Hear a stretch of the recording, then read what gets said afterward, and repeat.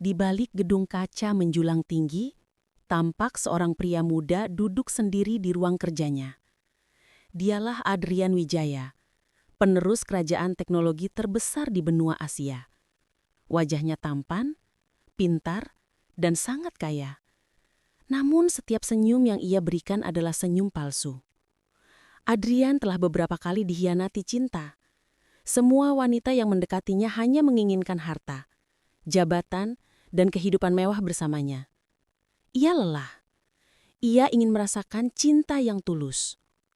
Suatu malam, ibunya berkata, "Nak, kalau kamu terus mencari cinta dengan menunjukkan kemewahanmu, maka kamu akan terus menemukan cinta yang salah."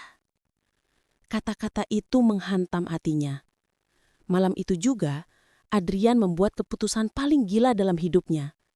Ia akan hidup sebagai pria bodoh dan miskin untuk mencari seseorang yang mencintainya apa adanya. Adrian merubah seluruh penampilannya. Rambut rapi dipotong berantakan, kemeja mahal diganti kaos lusuh, kacamata palsu dipasang tanpa lensa, dan cara bicaranya dibuat gagap dan lambat. Ia mengubah namanya menjadi Rian.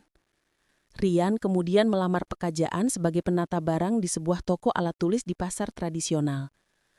Para pegawai melihatnya sebagai pria polos, lambat, dan kurang pintar. Namun Rian tidak peduli. Ia sedang memainkan peran untuk menemukan apa yang selama ini ia cari. Ketulusan.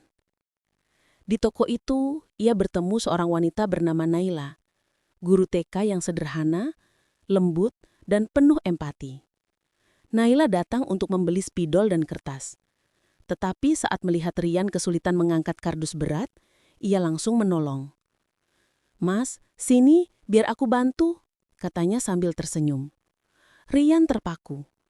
Sudah lama tidak ada yang memandangnya sebagai manusia, bukan sebagai mesin uang. Sejak hari itu, Naila sering datang. Bukan untuk membeli barang, tapi untuk memastikan Rian baik-baik saja. Meski tampak bodoh, seringkali kecerdasan Rian terselip tanpa sengaja. Ia mampu menyusun stok toko jauh lebih cepat. Ia menghitung total belanjaan dengan akurat sebelum mesin kasir menampilkan hasilnya. Ia bahkan memperbaiki printer toko hanya dengan sekali lihat. Naila pernah berkata sambil tertawa kecil, "Rian, kadang-kadang aku bingung, kamu ini benar-benar bodoh atau pura-pura?" Rian panik dan langsung berbicara terbata-bata agar terlihat meyakinkan. Naila hanya tersenyum. Tidak curiga, tapi justru merasa Rian unik. Di suatu sore hujan deras, Naila pulang dari mengajar tanpa payung. Rian melihatnya basah kuyup. Tanpa memikirkan perannya, ia berlari menghampiri, memayungi Naila dengan tubuhnya. "Kamu bisa sakit kalau kehujanan," ujar Rian lirih. Naila menatapnya. Tatapan yang tak pernah Adrian dapatkan dari wanita lain. Tatapan tulus. "Rian, kamu baik sekali, padahal hidup kamu sendiri susah." Kalimat itu menghujam jantungnya. Ia mulai jatuh cinta. Serius, jatuh cinta. Naila kemudian dikenalkan teman-temannya dengan seorang pria mapan bernama Dava. Penampilan Dava sempurna. Pekerjaannya bagus, kehidupannya stabil. Rian hanya bisa melihat dari jauh saat Dava mengajak Naila minum kopi. Hatinya sakit. Ia ingin mengatakan siapa dirinya sebenarnya. Namun itu berarti menghancurkan eksperimen paling penting dalam hidupnya. Ia berbisik pada diri sendiri. Kalau dia memilih yang kaya, berarti dia bukan untukku. Meski ditekan teman-temannya, Naila menolak Dava. "Aku sudah nyaman dengan seseorang." "Siapa?" "Rian."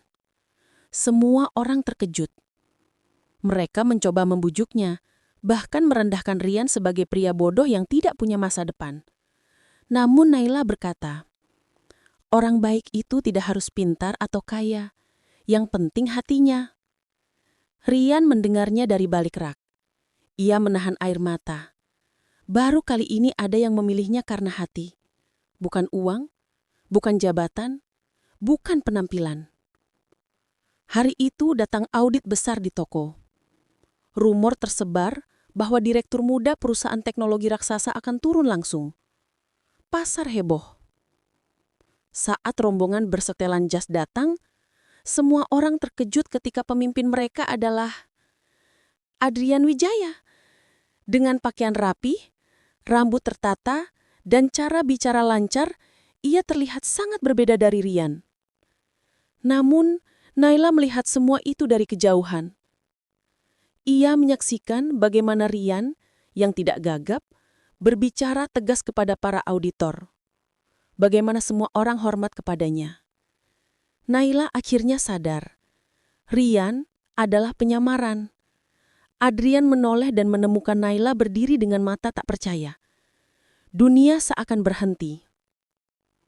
Naila menampar hati Adrian dengan pertanyaan yang paling menyakitkan. Kenapa? Kenapa kamu bohong? Aku tidak membohongimu. Kamu hanya apa, Adrian?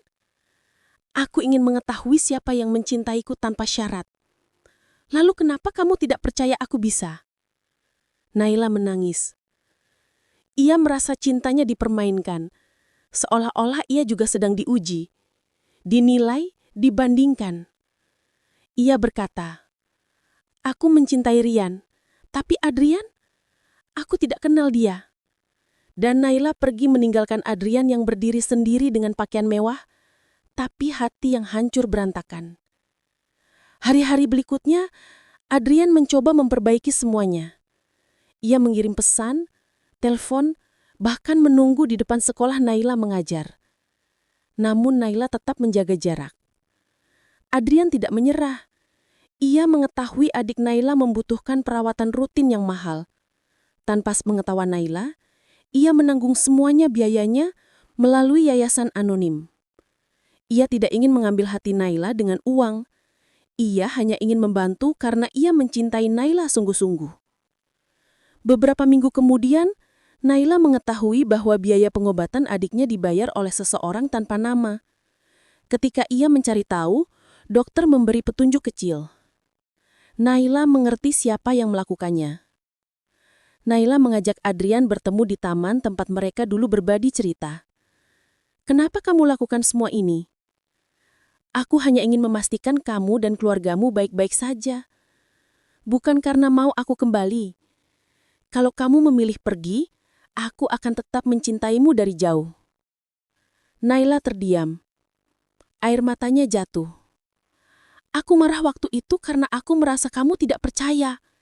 Bukan karena kamu kaya atau jenius. Aku memang bodoh. Di tempat yang paling penting, jawab Adrian dengan suara gemetar. Naila menggenggam tangannya. Kalau kamu mau belajar percaya, aku akan tetap di sini. Adrian menatapnya dalam-dalam. Untuk pertama kalinya dalam hidupnya, ia merasakan apa itu cinta yang benar-benar tulus.